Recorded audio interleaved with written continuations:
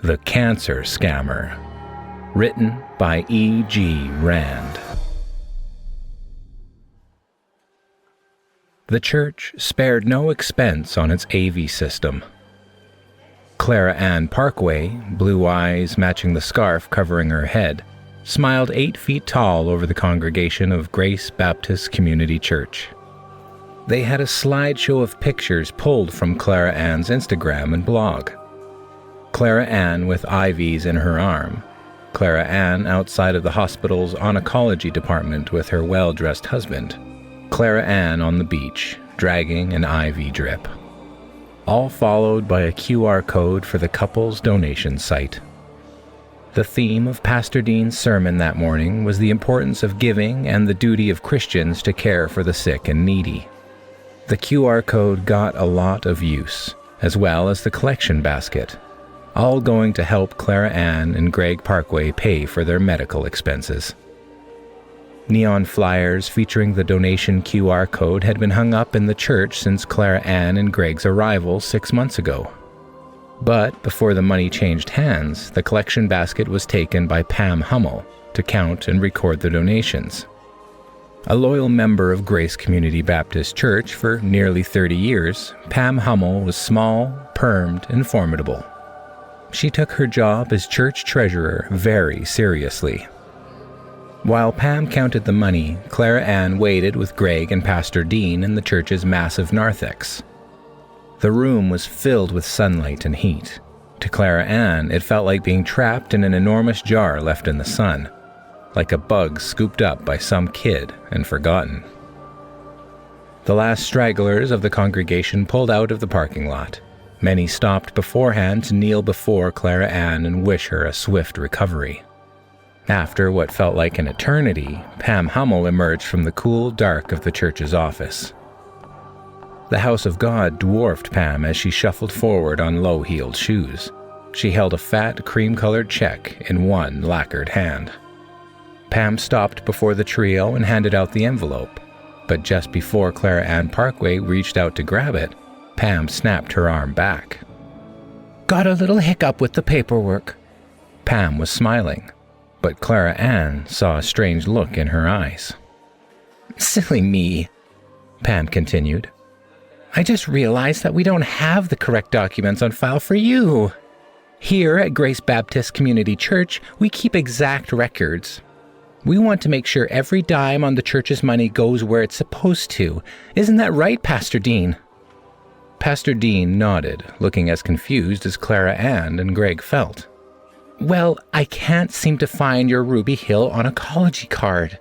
It's quite important we have a copy of that. You said you are getting chemo at Ruby Hill Hospital, right?" Clara Ann nodded. "Then we will need a copy of your Ruby Hill oncology card. It is a very special document that only oncology patients at Ruby Hill get. But of course, if you are getting treatments there, then that shouldn't be a problem for you." The words hung in the air like rancid mist.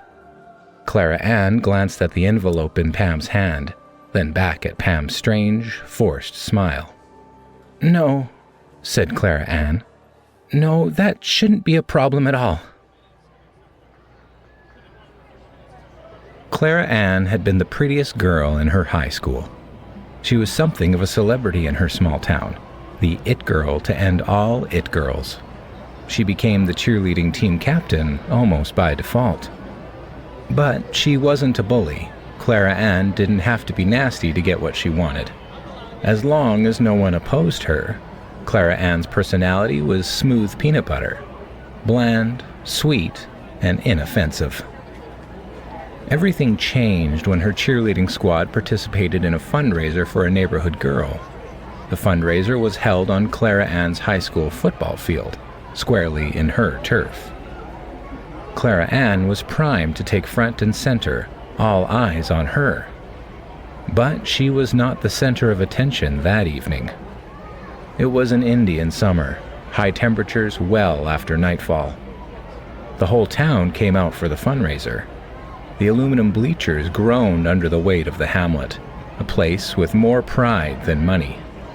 But everyone had $1 on that night, pooling their meager funds to help this little girl battle the emperor of all maladies, cancer. Clara watched, blue eyes sparkling, as the girl was wheeled out under the lights of the football field. She was a pale creature, a wisp of a girl in a pink knit cap. She had heavy-lidded, sad eyes. The band played. Clara Ann and her troupe did their performance. The mayor, who also owned a carpet store, came out last. He handed the pink hat girl and her mother, a shapeless woman in a muumuu, an overflowing donation box. Clara Ann stared lecherously at the ones and fives jammed into that sad container. Clara Ann was sweating under the lights.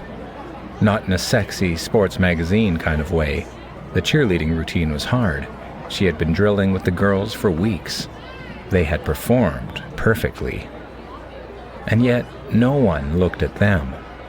All eyes were on that shriveled girl in her pink hat, as the mattress store mayor expounded on this little girl's bravery, her heroism, her profound spirit in the face of adversity. When he was done, everyone clapped. Some fat uncles even stood up, beer bellies flopping out as they pounded the air in ecstasy. Clara Ann had never seen the crowd like this, not even when the football team walloped the out-of-towners. The air was filled with joy and hope as the pink hat girl was wheeled off with a literal pile of money no one would ask about. Clara Ann decided then and there that she was going to be a cancer patient too. She awoke in the passenger seat of Greg's car with a gasp. She had been dreaming of that fateful day, except the dream had been wrong.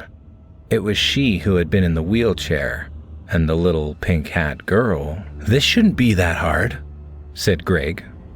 Clara Ann couldn't tell if he had just started speaking or if he had been talking the whole time she was asleep. Greg talked ceaselessly. "Just go in there and claim you're feeling faint or something. After we get in, we'll look around for one of those oncology cards. They'll probably have them at the nurse's station." Clara Ann wasn't listening to him. She was fixated on a strange figure leaning outside of the hospital, just under the neon glow of the Ruby Hill sign. It was a skeletal blonde woman wearing a men's cowboy hat. Her skin tone was all wrong. She was a white woman, but her skin was too white, almost blue. Her eyes bulged from a corpse's sallow face. Clara Ann thought that whatever that woman had, she was surely going to die from it. "Lucky her," grumbled Clara Ann. As if she heard her, the woman looked Clara Ann dead in the eye. She held up one blue-white hand in greeting, pulling back her lips to reveal large teeth set in dead black gums.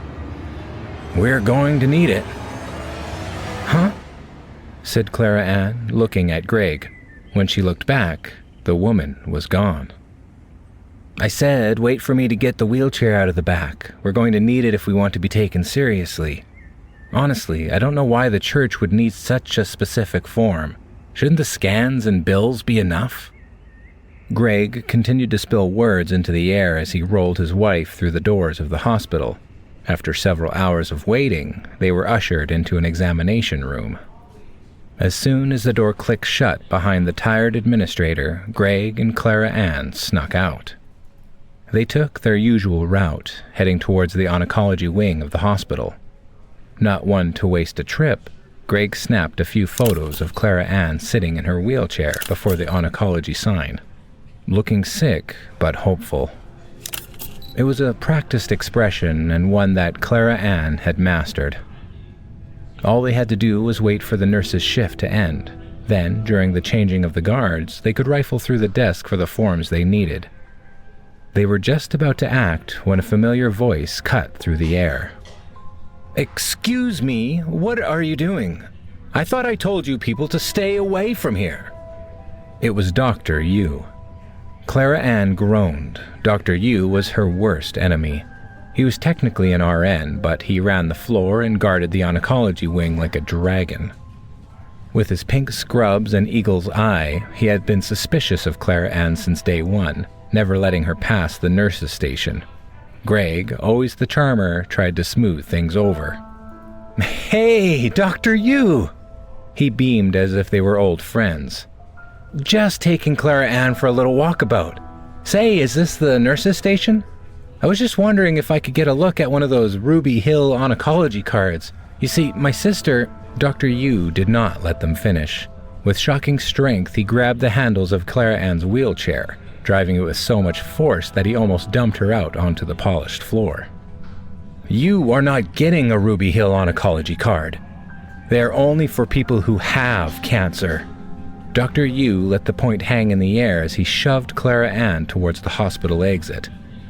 Greg had to almost run to keep up as Dr. Yu continued. "Even if you got an oncology card, which you won't, the cards are tracked by the state. They each have a unique serial number, so you can't copy one or post a picture of one online, like on your Facebook or your blog." Dr. Yu was nearly screaming. People were starting to stare, nurses and other patients leaning around chairs and beds to get a better look. Clara Ann and Greg did not like the optics on this. To their horror, Dr. Yu was not done. "And speaking of your blog, I feel that I should let you know soliciting donations online for a disease you do not have is felony wire fraud. Now get out of my hospital and don't come back unless you are actually sick." He spat out each word as if it was rotten. On the silent, defeated walk back to the car, Clara Ann was very aware of the eyes on her back.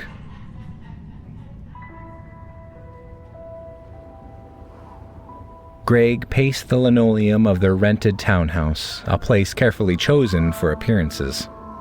Nice enough to show they work, but dumpy enough to warrant donations. Greg knew the importance of selling the image, always one step ahead of what anyone might ask. But he did not have the answer to the Pam Hummel problem. "We'll just do what we always do," said Greg, more to himself than to Clara Ann. "Surely we can find a copy of the card online. Just Photoshop it?" "Won't work," groaned Clara Ann through her hands. "Remember what Dr. Yu said? The Ruby Hill oncology cards have serial numbers. Even if I could find one online to copy, the number would be wrong.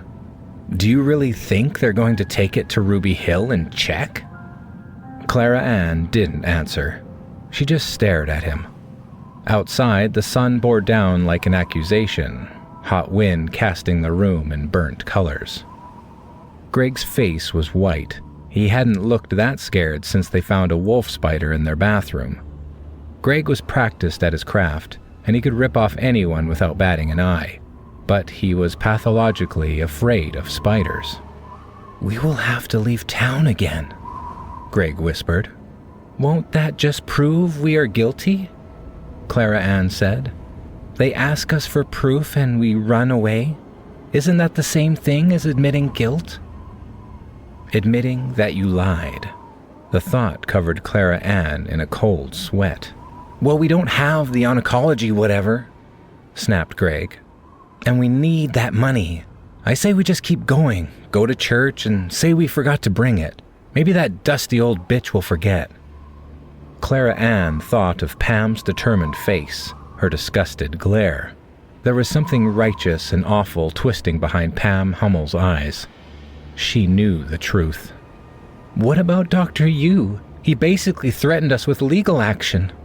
Greg waved his hand dismissively. "HIPPA laws will prevent that faggot from doing anything," Greg snarled. Outside their balcony, palm fronds swayed in the hot breath of the wind.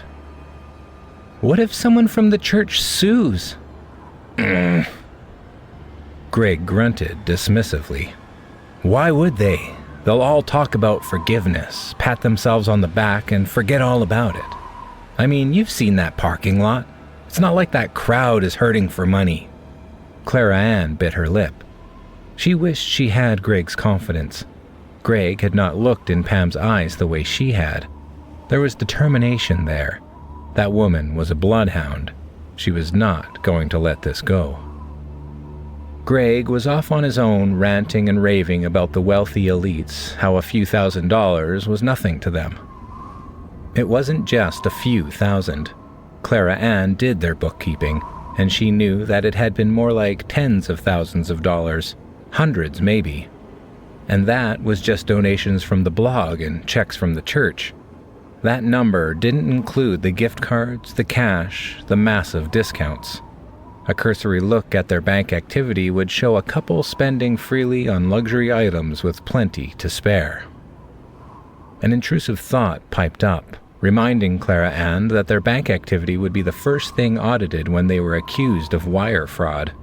Clara Ann's mouth went dry. She should have never let Greg get so greedy. The nice cars, the fancy clothes and vacations. Greg had always been in this for the money, but not Clara Ann. Sure, she liked the luxury, but that was a given. She had always known she would live a life of luxury without having to work. As far as Clara Ann was concerned, that was her God-given right. No, Clara Ann wasn't into it for the money.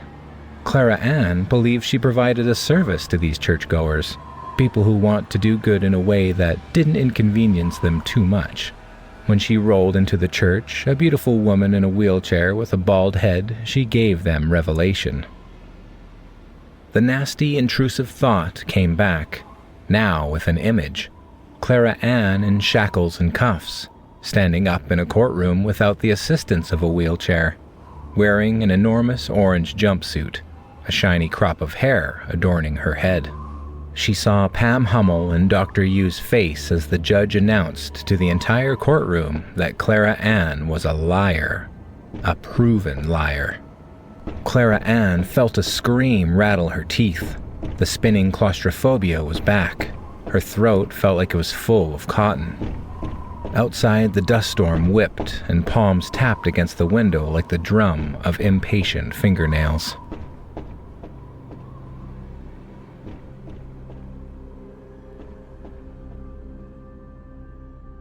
A few days passed, and for a brief, sweet moment, it looked like Greg had been right. Pam Hummel had forgotten all about the Ruby Hill oncology card. She and Greg decided that they would go back to service on Wednesday, and hopefully the whole thing would blow over. If anyone asked, she would claim to have forgotten all about it. After all, they were under so much stress. Who wouldn't forgive them a slip-up? On Tuesday night, Clara Ann's phone rang. The bright blue of the phone lit up the darkened living room. Greg paused the TV, the two of them staring at the phone as if it were a lit fuse. The caller was an unknown number with a local area code. With a feeling of sinking dread, Clara Ann answered it. Pam Hummel's efficient voice piped into her ear. She just wanted to check in, see how Clara Ann was doing, and to remind her to bring her copy of the oncology card to the service tomorrow. She would be in attendance, right? "Oh, I don't know," said Clara Ann, affecting a weary voice. "I just had a treatment, and I'm not feeling well. I think I might have to sit this one out. Maybe on Sunday." Pam Hummel cut her off. "Clara Ann, you have had cancer for a long time, haven't you?" "Yes," said Clara Ann, confused. "Where were you getting treatment before you moved here?" We lived in Ridgeway before we moved here." Clara Ann stuttered. Greg, his hair standing on end, eyes bulging, stared at her in the dark. "So you got diagnosed with cancer at Ridgeway Hospital?" Pam continued. "And you got treatments there? From the Ridgeway Oncology Department?" "Yes." From the corner of her eye, Clara Ann saw something catch the wind outside the patio. It was a black men's cowboy hat, twisting and waving in the desert air. It was so distracting that Clara Ann almost didn't hear what Pam said next. "Ridgeway Hospital doesn't have an oncology department. It closed in 1985. Lies went off in Clara Ann's head like fireworks. She had gotten the name of the hospital wrong. She was confused, on medication. She meant that she had been diagnosed at Ridgeway, but treated elsewhere. The lies, usually as smooth as silk, now clogged her throat. It took several seconds of stuttering for Clara Ann to realize that it didn't matter anyway. Pam Hummel had hung up on her. She and Greg stared at each other. She looked outside to see that the hat was gone. Nothing but hot desert wind riding a crescent moon. That night, Clara Ann had a terrible dream. She was back on her high school football field under the hot lights, except now she wasn't cheerleading. It was her in the wheelchair, and she was watching the girl in the pink cap doing T-jumps and high kicks. She knew it was Pink Hat Girl, though she now had thick brown hair flowing over her shoulders, her bright smile a beacon. When she was healthy, the girl in the pink hat was very pretty. Had Clara Ann noticed that before? She tried to think back to the memory. The girl did a hands-free cartwheel. The crowd gasped. She was pretty, and she was a better cheerleader than Clara Ann had been. As if hearing her thoughts, Pink Hat Girl threw her gaze back at Clara Ann. Her eyes were jewel bright, and she dropped one eyelid in a sly wink before calling out to the crowd to cheer for the woman of the hour. A hand dropped on Clara Ann's shoulder. It was heavy but cold, like frozen meat. Its long, black, greasy fingers pushed into her skin. Suddenly, Clara Ann felt a pain the likes of which she had never experienced before. From the top of her scalp to the bottom of her feet, a terrible ache appeared. It was like the body ache you get with the flu, only times 1,000. Clara Ann could not move. Her blood had been replaced with lead. She was wearing a suit of armor forged out of agony. Keeping her head upright on her neck was a struggle. She could hardly breathe or hold herself in the chair. The Pink Hat Girl had changed. She had more arms, long, spindly arms, hairy arms that split the seams of her cheerleading uniform. The crowd didn't notice, cheering happily as the girl cartwheeled and bent over backwards, revealing 2 new sets of eyes. Clara Ann couldn't turn her head. She didn't have the power. The hand was gone, but now a face loomed into Clara Ann's peripheral vision. It was the woman from the hospital, the blonde woman in the cowboy hat. Up close, Clara Ann could see her glassy doll's eyes and carrion smile. It was a human face, but with the fluid logic of dreams. Clara Ann knew that the face was only a mask. Whatever confronted her now was not human.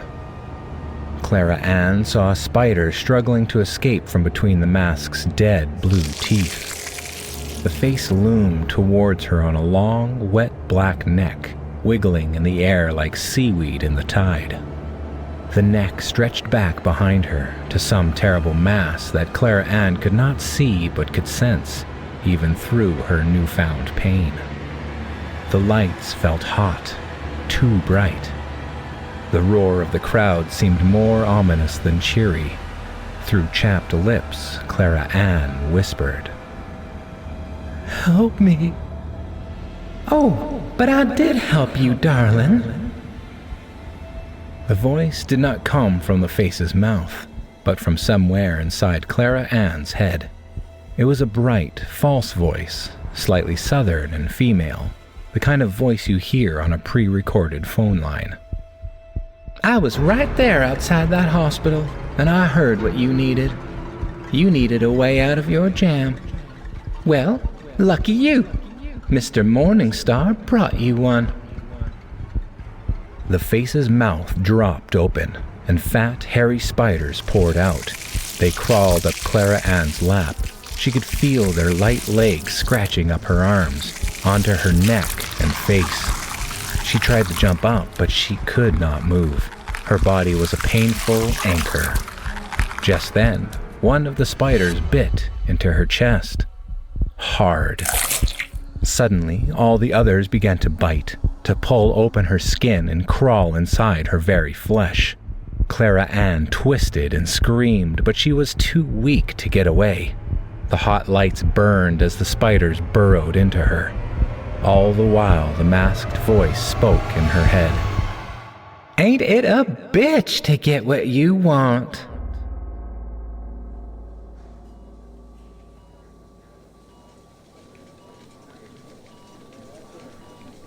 Clara Ann opened her eyes to bright lights, and for a single moment she thought the dream was real. Then she heard Greg's voice, excited, eager. What is that? Does she have cancer? I thought your wife already had cancer. An icy reply. Clara Ann sat up in the hospital bed. She was covered in tubes and scanners, way more than her usual visits. She saw a familiar-looking man in pink scrubs standing beside Greg, who was still in his PJs. It was Dr. Yu. She was back at the Ruby Hill Hospital. She tried to get up, but a wave of agony overtook her. She screamed and looked down at her chest. There she saw a bright red X carved into her flesh, directly above her heart. The incision was only about the size of a quarter, but it was radiant with fresh blood. As she stared, something wriggled under her flesh. X marks the spot, thought Clara Ann, and she let out a hysterical little scream. I'm so glad you're awake, Greg crooned without looking at her. You really scared us. Yes, sighed Dr. Yu. Your husband here says you had what sounds like a seizure in the night and that he was not able to wake you. Is this similar to what you came in for a few days ago? Clara Ann just stared at him. The green curtain jumped back and a sweaty intern appeared. The young woman, who could not have been older than 30, looked pale and nervous. She asked Dr. Yu to come with her and look at the results of Clara Ann's scans. Oh no, blustered Greg. No sneaking around. If it has to do with my wife's health, I need to be informed. Fine, said Dr. Yu. Normally, he would not agree to reviewing scans the first time with the patient present, but he was sure that nothing would be on there. The faster they proved that, the faster he could toss them out. Dr. Yu walked around the bed to review the scans. As he passed that ridiculous woman with the shaved head, he noticed that Clara Ann looked quite terrible. Her face was pale, sweating. Her skin was yellowing as if she was experiencing kidney failure. And what was the blood on her chest?